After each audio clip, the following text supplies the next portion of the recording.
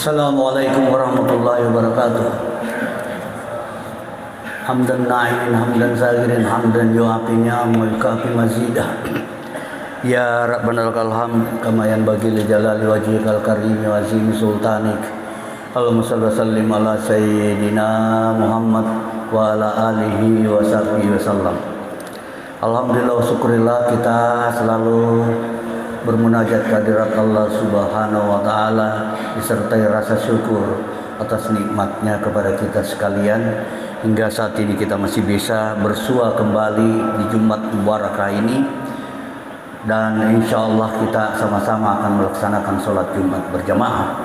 Salawat dan salam kita persembahkan pula buat junjungan kita Nabiullah Muhammad sallallahu alaihi wasallam, kepada keluarga, sahabat dan para pejuang Islam. Mudah-mudahan kelak kita dapat syafaatnya di yaumil akhir.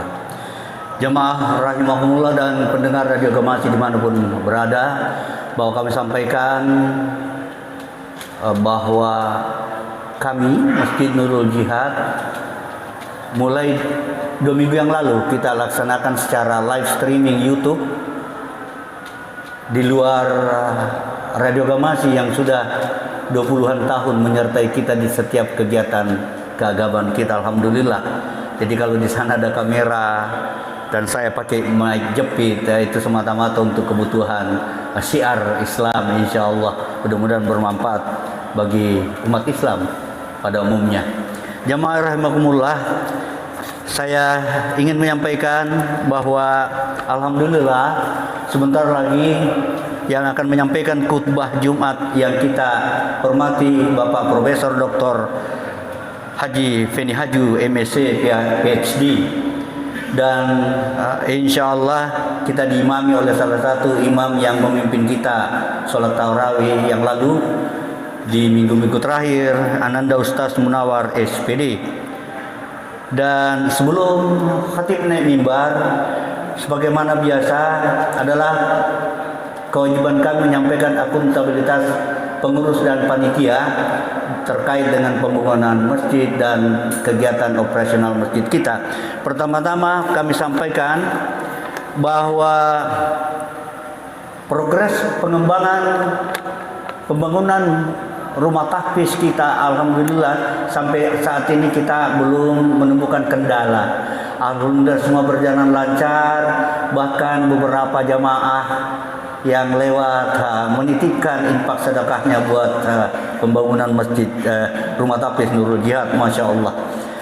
Kemudian yang kita terima di minggu ini antara lain infak rutin dari Bapak Rusman 50.000, kemudian infak atas nama Bapak Rahman Damar 100.000, kemudian infak atas nama Bapak Haris Hairudin 100.000, kemudian infak Ananda Talal dan Tilal 50.000, kemudian Ibu Dinah Juriyah 150.000, dan kupon Jumat sebesar Rp520.000.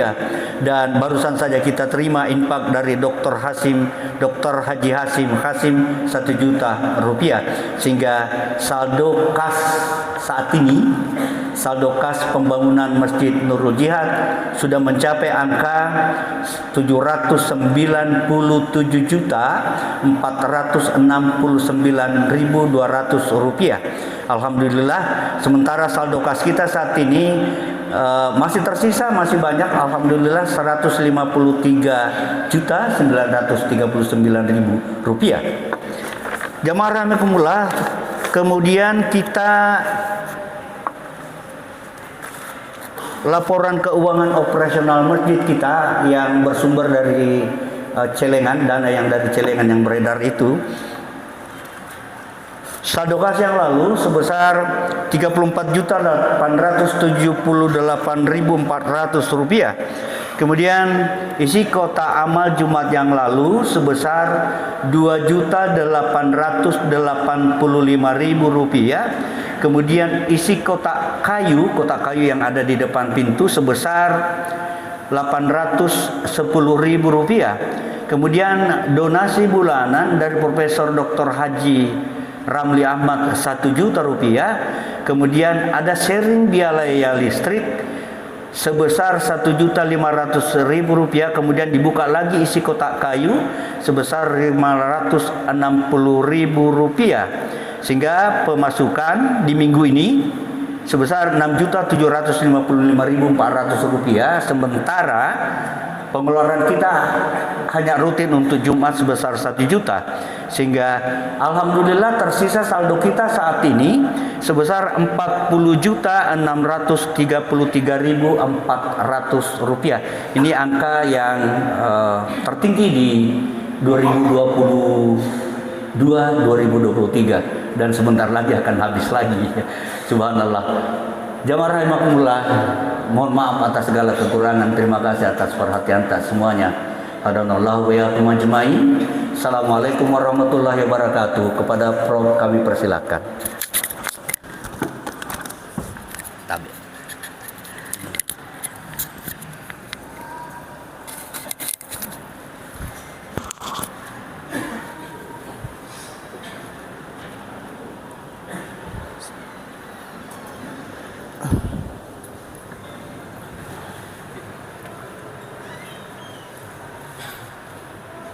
Assalamualaikum warahmatullahi wabarakatuh.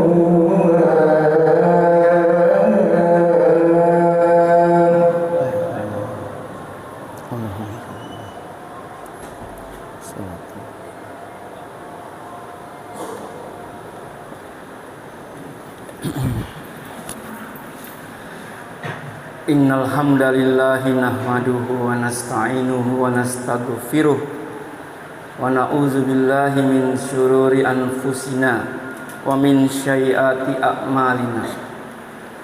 May yahdihillahu fala mudhillalah wa may yudlil fala hadiyalah.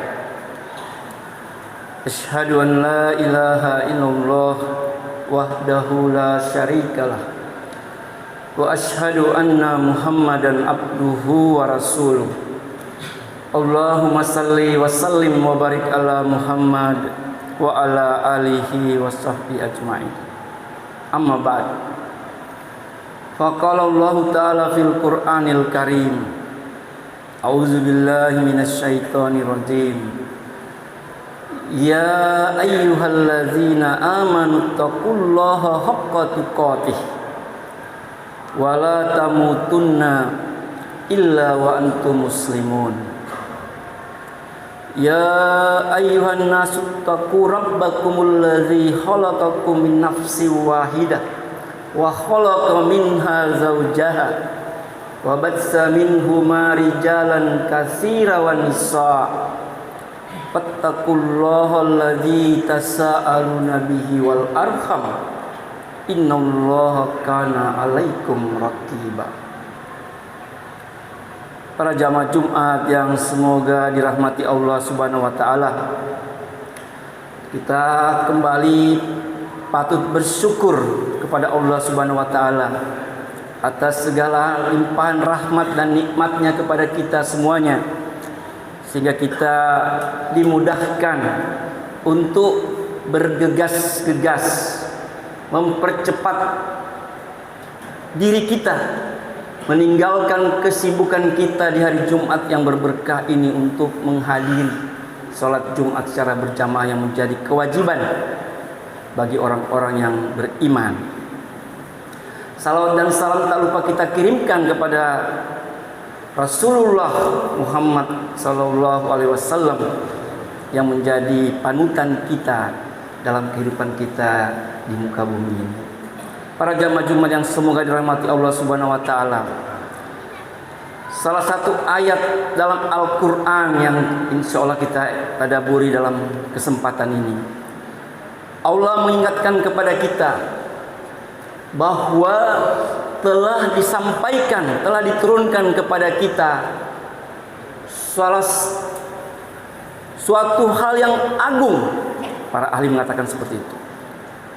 Dalam Al-Quran surat Yunus ayat ke-57 Allah berfirman, A'udzubillahi minasyaitonirrajim. Ya ayyuhan nas qad ja'atkum mau'izatum mir rabbikum wa shifaa'un lima fis sudur wa hudaw wa rahmatul lil mu'minin. Ayat yang pendek ini ya menegaskan kepada kita ada 4 hal yang telah disampaikan atau ditunjukkan Allah kepada kita melalui Quran yang menjadi mukjizat terbesar dari Rasulullah, yaitu Al-Quran ini. Allah mengatakan ya ayuhan nas, wahai sekalian manusia. Jadi semua dipanggil, bukan hanya orang beriman tapi juga orang yang tidak beriman, orang yang kuat imannya dan juga yang lemah imannya. Semua namanya manusia dipanggil dengan ayat ini, ya ayuhan nas qad ja'atkum mau'izatum mir rabbikum, telah datang sesuatu yang agung kepadamu. Para mufasir membedakan antara qad ja dan yang biasa. Jadi kalau ada kata qad ja, agung, sesuatu yang luar biasa. Mau'izatum mir rabbikum, nasihat atau pelajaran dari Tuhanmu, Rabbmu yang menciptakanmu, yang menciptakan alam semesta ini, yang memberi rizki kepadamu, yang mengawasimu, memeliharamu.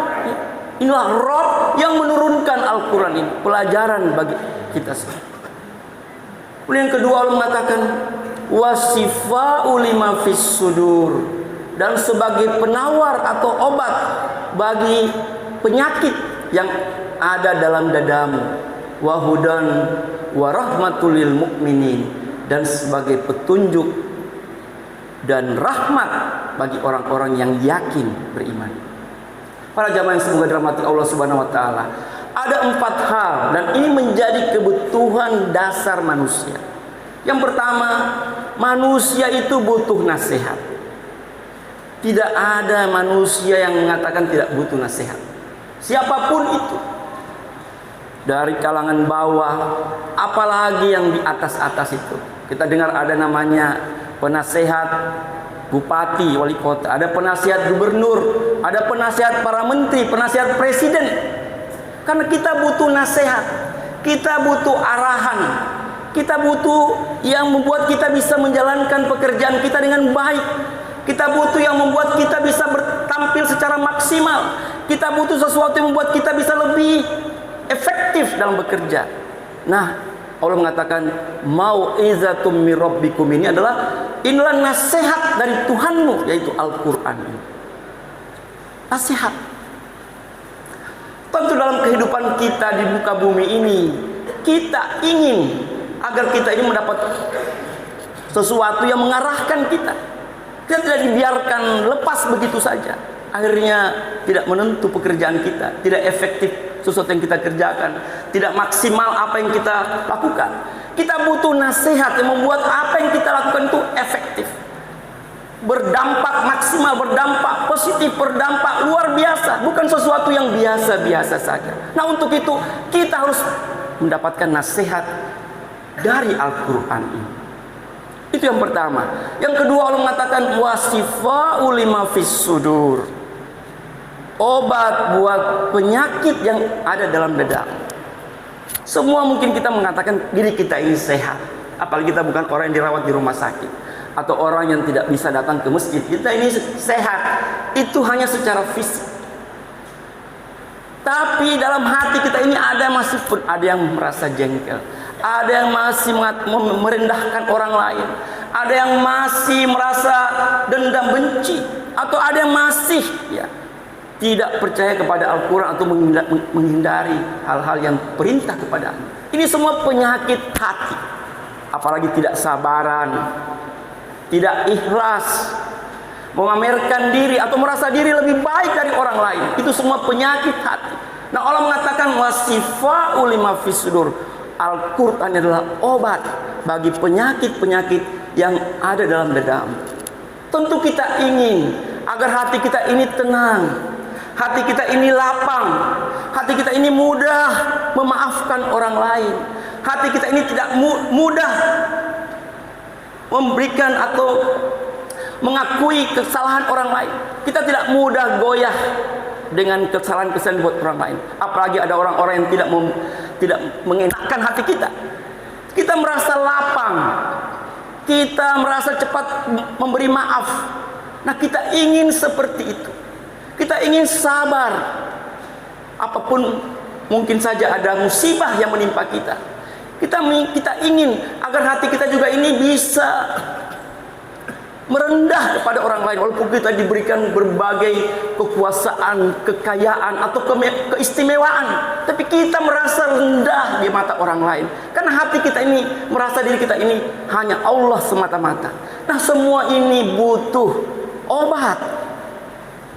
Obatnya ada di depan kita, yaitu Al-Quran, supaya kita ini menjadi hati yang sabar, ikhlas, penuh dengan kesejukan, dan kita merasa diri bahagia dengan hati yang selalu diberi kesejukan dari Al-Quran ini.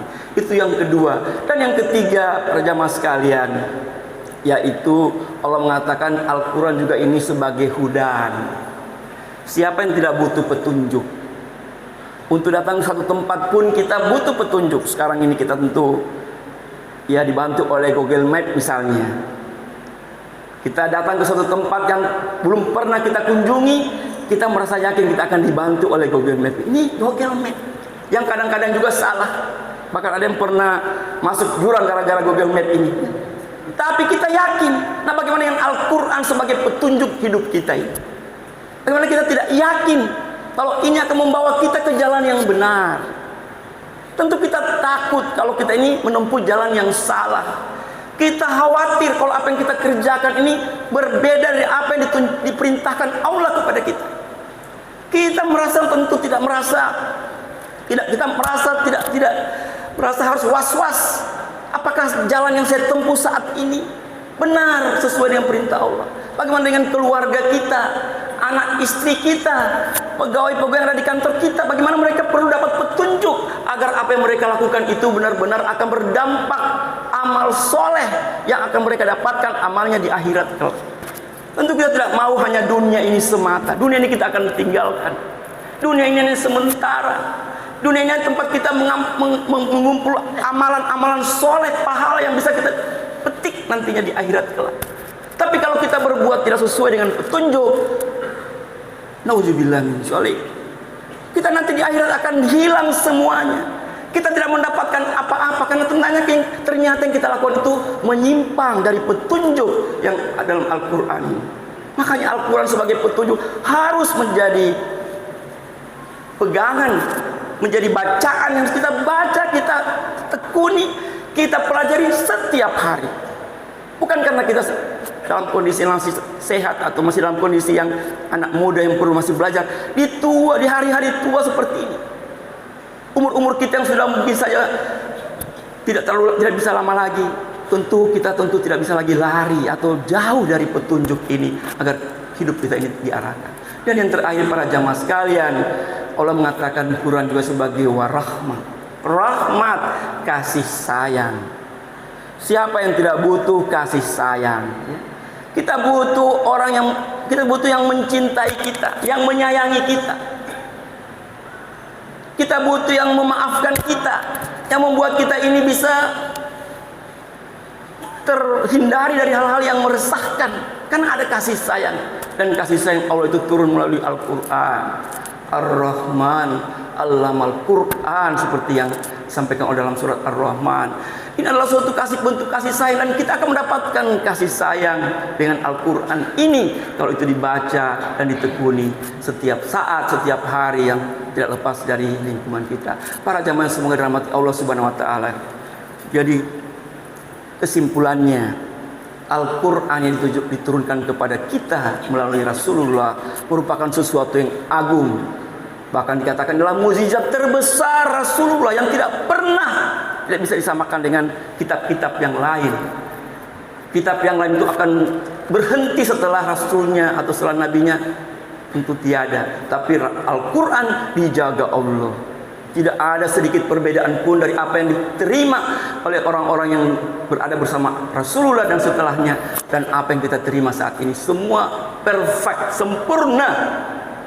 Titik komanya saja terjaga dengan baik, dan itulah yang menjadi kegembiraan kita. Subhanallah, yang harus kita syukuri. Kita masih diberi petunjuk, diberi obat, diberi ilmu, nasihat atau pelajaran, dan tentu rahmat dari Al-Quran. Mudah-mudahan kita termasuk orang-orang yang mendapatkan keempat kebutuhan dasar ini dari Al-Quran, dan menjadikan kita orang-orang yang terpimpin dalam kehidupan ini. Barakallahu li wa lakum fil Qur'anil Karim, wa nafa'ni wa iyyakum bima fihi minal ayati wa dzikril hakim, wa taqabbal minni wa minkum tilawatahu innahu huwas samiul alim.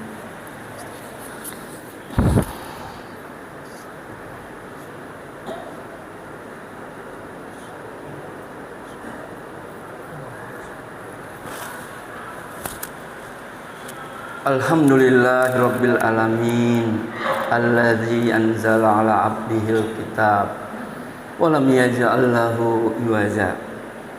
Asyhadu an la ilaha illallah wahdahu la syarikalah, wa asyhadu anna Muhammadan abduhu wa rasuluh. Allahumma salli wa sallim wa barik ala Muhammad wa ala alihi wa sahbihi ajmain. Para jamaah Jumat yang semoga dirahmati Allah Subhanahu wa taala, di khutbah yang kedua ini kita perlu waspada dengan apa yang disampaikan Rasulullah yang dikatakan dalam Al-Quran surat Al-Furqan. Dalam surat Al-Furqan ayat ke-30 ini Allah mengabadikan keluhan Rasulullah. Kayaknya bahasa sekarang ini curhatnya Rasulullah kepada Allah. Rasulullah mengatakan, wa qala rasulu ya rabbi inna qaumi takhadhu hadzal qur'ana mahjura. Wa qala Rasulullah berkata, wahai Tuhanku, sesungguhnya kaumku, inna qaumi takhadhu, telah menjadikan hadzal qur'ana, Quran ini sebagai sesuatu yang disia-siakan atau diabaikan. Rabbi, ya, inna qaumi tahadzu hadzal qur'ana mahjura. Para ahli menerjemahkan mahjura atau orang yang menyia-nyiakan Al-Quran itu dibagi ke dalam 5 kelompok, yaitu orang yang tidak pernah membaca Quran, atau orang yang tidak menjadikan bacaan Quran adalah sebagai aktivitas yang rutin. Kemudian orang yang tidak mau memahami Al-Quran. Kadang-kadang ada orang yang mengatakan itu bukan bidangku, itu bukan profesiku, itu bukan pekerjaanku, itu pekerjaan para dai saja itu. Itu tentu tidak benar. Memahami Al-Quran ini pada semua aspek kita harus minimal kita punya sesuatu yang bisa kita gunakan. Allah memberikan kita otak untuk bisa memahami Al-Quran dengan baik.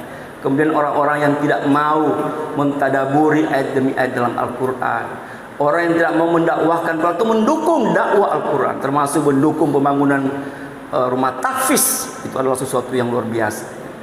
Kemudian yang terakhir, orang yang tidak menggunakan Al-Quran itu sebagai obat. Ini kata para ahli tafsir yang menafsirkan ayat ini.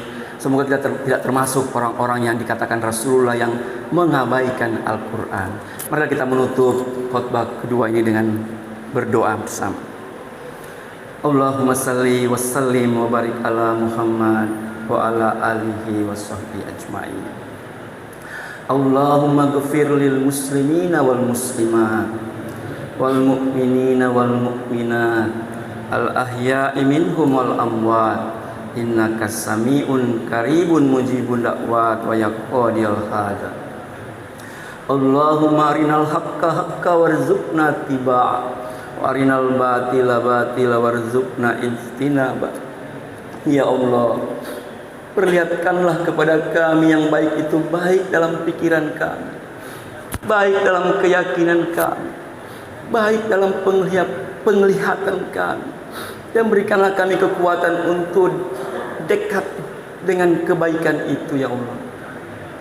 Ya Allah, perlihatkanlah kepada kami yang buruk itu buruk dalam pandangan kami, buruk dalam pikiran kami, buruk dalam keyakinan kami, dan berikanlah kami kekuatan untuk jauh dari keburukan itu, ya Allah. Rabbana zalamna anfusana wa in lam taghfir lana wa tarhamna lanakunanna minal khasirin. Rabbana la tuzigh qulubana ba'da idh hadaitana wa hab lana min ladunka rahmah innaka antal wahhab. Rabbana atina min ladunka rahmah wa hayyi lana min amrina rasyada. Allahumma habbib ilainal iman wa zayyinhu fi qulubina wa karrih ilainal kufra wal fusuqa wal isyan waj'alna minar rasyidin. Rabbana atina fid dunya hasanah wa fil akhirati hasanah wa qina azabannar. Subhana rabbika rabbil izzati amma yasifun, salamun alal mursalin walhamdulillahi rabbil alamin wa aqimus shalah.